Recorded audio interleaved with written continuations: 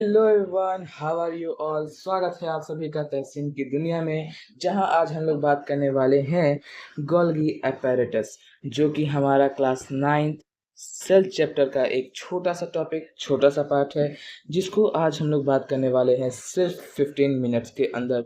जल्द से जल्द इस चैप्टर को समाप्त करते हैं और आज का काम हमारा तमाम करते हैं। तो चलिए, आज हम लोग कवर करने वाले हैं गोल्गी एपेरेटस। हर एक चीज़, एवरी कॉन्सेप्ट यहाँ पे आज हमारा क्लियर होने वाला है। एंड शुरू करते हैं Golgi apparatus with the short introduction. Introduction introduction क्या है, मैं खुद पहले पढ़ूंगा, फिर साथ ही साथ आपको हर एक चीज़ बताते हुए चलूंगा, हर एक चीज़ लिखवाते चलूंगा। बस आप अपने कॉपी निकाल लीजिए एंड सेम सेम आप नोट कर सकते हैं, या फिर अपने लैंग्वेज में भी अपने नोट्स बना सकते हैं। तो सबसे पहला है इंट्रोडक्शन के अंदर कि गोल्गी एपेरेटस हमारा एक सेल ऑर्गेनल है, जो कि यूकारियोटिक सेल्स के अंदर पाया जाता है। तो लैंग्वेज पहले लिख देता हूँ, that the Golgi apparatus is a cell organelle। ये एक सेल ऑर्गेनल है, यानी मैंने सबसे पहले लेक्चर के अंदर ये बता रखा है कि सेल ऑर्गेनल यानी part of a cell. Part of a cell, जैसे एक ह्यूमन के अंदर एक ह्यूमन है, ह्यूमन बना हुआ है एक ऑर्गन सिस्टम से। उसी तरीके से कोई भी सेल ऑर्गेनल से मिलकर बना हुआ होता है। और जो हमारा गोल्गी apparatus होता है, Golgi apparatus Golgi apparatus presents in eukaryotic cells. जो भी गोल्गी apparatus है, वो सभी हमारे यूकारियोटिक सेल्स के पास होते हैं। प्रोकारियोटिक सेल्स के अंदर ये सभी चीज़ें मौजूद नहीं है। यूकारियोटिक सेल्स क्या होते हैं? सेल जिसमें न्यूक्लियस हो, सेल विद न्यूक्लियस। जिसके पास न्यूक्लियस हो, जिस सेल के पास न्यूक्लियस हो, उसको हम लोग बोलने वाले हैं eukaryotic sales. Eukaryotic sales. Okay, अब चलते हैं अगले पॉइंट, जो कि है, इसको हम लोग गोल्गी बॉडी या फिर गोल्गी कॉम्प्लेक्स के नाम से भी जानते हैं। Golgi apparatus Golgi apparatus also known as Golgi body and Golgi complex. ये दोनों सिर्फ उसके नाम है, it is not that much important, but आपको एग्ज़ाम्स में उलझाने के लिए ये नामों का इस्तेमाल हो सकता है। गोल्गी बॉडी क्या है एंड गोल्गी कॉम्प्लेक्स क्या है। लेकिन जैसे ही आप यहाँ पे गोल्गी देखेंगे, आप समझ जाएंगे कि यहाँ पे गोल्गी apparatus के बारे में बात हो रहा है। नाम कुछ भी हो, आपको बस गोल्गी apparatus का डिफिनेशन एंड एग्जाम्पल लिख के चले आना है, जो भी उसमें सवाल पूछा होगा। ओके, इसको डिस्कवर किसने किया था? Discovered. Okay, discovered discovered Golgi apparatus Golgi apparatus was discovered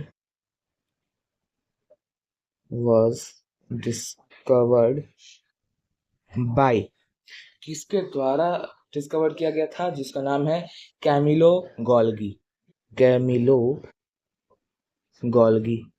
ये कैमिलो गोल्गी के द्वारा खोजा गया था। कब खोजा गया था? 19 1898 1898 के अंदर गोल्गी apparatus को खोजा गया था। और गोल्गी apparatus का नाम कैमिलो गोल्गी के सरनेम से पड़ा था। ये है surname of Camillo Golgi. Surname से उसका नाम रख दिया गया था। जैसे कि हमारे परंपरा में चला आता है कि किसी भी चीज़ का नाम हम लोग अपने नाम से जोड़ देते हैं, उसी तरीके से पुराने चीज़ों को ढूंढने के बाद साइंटिस्ट अपना नाम दे देते थे, ताकि उनको हर कोई याद कर सके। ओके, अब चलते हैं स्ट्रक्चर पे। स्ट्रक्चर कैसा होता है? Structure of structure of Golgi Golgi का स्ट्रक्चर कैसा होता है? ओके, तो सबसे पहला ये एक स्टैक ऑफ पैनकेक्स की तरह दिखता है। Looks like looks like a stack of pancake pancake pancake कैसा होता है? एक सिंपल सा शेप जो कि गोल हो, बिल्कुल फ्लैट हो, पतला सा हो, और उसके स्टैक्स यानी उसके ढेर सारे, जब उसको एक के ऊपर हम लोग रख दे और जो उसका तह बनेगा, स्टैक बनेगा, उसके तरीके से हमारा गोल्गी एपेरेटस बिल्कुल दिखता है। बिल्कुल ही फ्लैट सैक होता है, पाइल ऑफ फ्लैट सैक्स भी इसको हम लोग बोलते हैं। और इन सैक्स क्या बोलते हैं? ऑल्सो कॉल्ड सिस्टरने या फिर किस्टरने। दोनों नाम हम इसको बोल सकते हैं क्योंकि यहाँ पे सी है, एंड सी है दल बदलू, ये अपना नाम कभी भी चेंज कर सकता है। कहीं पे स का प्रोनाउंस करता है, कहीं कहीं पे क का प्रोनाउंस करता है। ओके, अब चलते हैं अगले पॉइंट पे, जो कि है हमारा each crystal is membrane bound. जो भी इसके इसके अंदर क्रिस्टल होते हैं, each crystal is membrane bound. Membrane क्या होता है? किसी भी चीज का एक कवर, उसको हम लोग बोलते हैं मेम्ब्रेन। एंड मेम्ब्रेन बाउंड का मतलब हुआ कि वो हर तरफ से अपने मेम्ब्रेन से घिरा हुआ होता है, वो बिल्कुल उसके अंदर पैक होता है। एंड स्टैक्स के दो फेसेस भी हैं। सिस फेस रिसीविंग साइड होता है, ट्रांस फेस शिपिंग साइड होता है। It is not in our class. ये हमारा क्लास 11 का कॉन्सेप्ट है, मैंने सिर्फ बोल दिया है। ये आपके काम का बिल्कुल ही नहीं है, इसलिए मैं इसको नहीं लिख रहा। ओके, अब चलते हैं इसके फंक्शंस के ऊपर। Okay, functions functions of Golgi. Functions क्या है गोल्गी के? ओके, एक एक करके समझते हैं। सबसे पहला हमारे पास फंक्शन आता है पैकेजिंग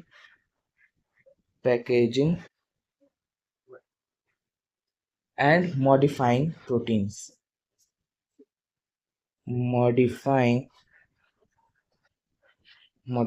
प्रोटीन्स। ये किसी भी चीज को पैक करता है। किसको पैक करता है? प्रोटीन्स को एंड लिपिड्स को। मैंने पिछले लेक्चर में बताया था कि ई आर से क्या होता है? किसी भी चीज को हम लोग ट्रांसपोर्ट करते हैं। कौन ट्रांसपोर्ट करवाता है? गोल्गी के पास आता है। ई आर से लिपिड लिपिड प्लस में क्या आता है? साथ ही साथ प्रोटीन्स भी आते हैं। हमारे प्रोटीन्स भी आते हैं। और ये सभी कहाँ आते हैं? ये सभी आते हैं गोल्गी के पास। ओके, गोल्गी के पास आते हैं और उसको हम लोग किसी और जगह पर ट्रांसपोर्ट कर देते हैं। दूसरा आता है फॉर्मेशन ऑफ लाइसोसोम। दूसरा हमारा फंक्शन है। दूसरा क्या है? दूसरा है फॉर्मेशन ऑफ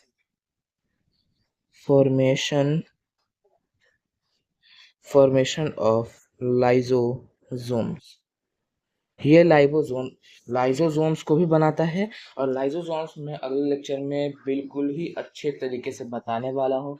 बस आप लोग ये ध्यान में रखें कि गोल्गी लाइसोसोम्स को भी बनाता है, लेकिन इस लाइसोसोम्स क्या है वो मैं अगले लेक्चर में बताने वाला हूँ। ओके, इसका काम है सिक्रीशन। सिक्रीट भी करता है कुछ कुछ चीज़ों को। क्या क्या सिक्रीट करता है वो भी आपको जानने को मिलेगा। सिक्रीशन भी करता है। क्या क्या करता है वो सभी नीचे देखो। ओके, तो ये सिक्रीट करता है म्यूकस को, हेल्प करता है, help to secrete mucus enzymes साथ ही साथ हार्मोन्स को भी सिक्रीट कराने में मदद करता है। हार्मोन्स, एंजाइम्स, म्यूकस, इन सभी चीज़ों को सिक्रीट करने में मदद करता है। और उसके मदद से कोई भी ऑर्गेनेल्स जो भी सेल्स के अंदर पाए जाते हैं, वो सभी चीज़ अपने अपने एंजाइम्स को, अपने अपने हार्मोन्स को, अपने अपने म्यूकस को सिक्रीट कर पाते हैं अपने मदद के लिए। वेरी एक्टिव सेल्स जो सिक्रीशन के अंदर है वो है हमारा हार्मोन के अंदर है, वो है हमारा क्या, सलाइवरी ग्लैंड। इसी के मदद से जो हमारे मुंह के अंदर लिक्विड पाया जाता है जिसको हम लोग हिंदी के भाषा में लार भी बोलते हैं, जो कि हमारे खाने को पचाने में बहुत ज़्यादा मदद करता है, उसको भी ये सिक्रीट कराने में मदद करता है। एंड उसकी वजह से हमारे बहुत सारा खाना मुंह के अंदर में ही पच जाता है, ताकि हमारे बॉडी को किसी भी खाने को पचाने में आसानी हो और वो अच्छे से पचा सके। ओके, अब चलते हैं एग्जाम्पल्स के ऊपर। एग्जाम्पल्स में देखो, आपको सिर्फ ये जानना है कि इसके जो प्रोडक्ट्स हैं, प्रोडक्ट्स प्रोडक्ट्स प्रोडक्ट्स प्रोडक्ट्स है, इसके पास प्रोटीन्स है, जिसको ये पैक करता है, लेबल करता है उसको एक दूसरे से दूसरे जगह पे। जैसे कि अगर गोल्गी apparatus यहाँ पे है, यहाँ पे कोई सेल है, सेल नहीं, सेल ऑर्गेनल है नीडेड, जिसको वो प्रोटीन चाहिए, cell organelle needed, let's say protein अगर उसको ज़रूरत है। एंड ये है हमारे पास गोल्गी, एंड गोल्गी के पास है प्रोटीन, तो वो क्या करेगा, एक अपने पास रास्ता बनाएगा और उसको यहाँ पे ले जाके पहुँचा देगा, ट्रांसपोर्ट कर देगा, ट्रांसपोर्ट, जो कि इसका फंक्शन में भी आता है कि ये ईआर से प्रोटीन्स एंड लिपिड्स को लेता है और खुद के पास लाके उसको ट्रांसपोर्ट करता है, दूसरी जगह पे ले जाके ढा देता है और उसको हेल्प करता है। ओके, अब है कुछ इम्पोर्टेंट पॉइंट्स एंड आखिरी topic, important important important points क्या है। इम्पोर्टेंट पॉइंट्स में सबसे पहला पॉइंट आता है present in both, present present in both, both में कौन कौन से, animal cell and plant cell.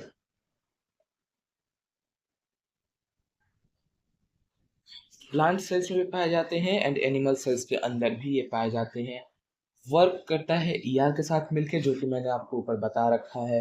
Lysosomes भी गोल्गी की मदद से ही बनता है और ये भी मेड ऑफ, नहीं मेड ऑफ नहीं, it is a membrane bound, membrane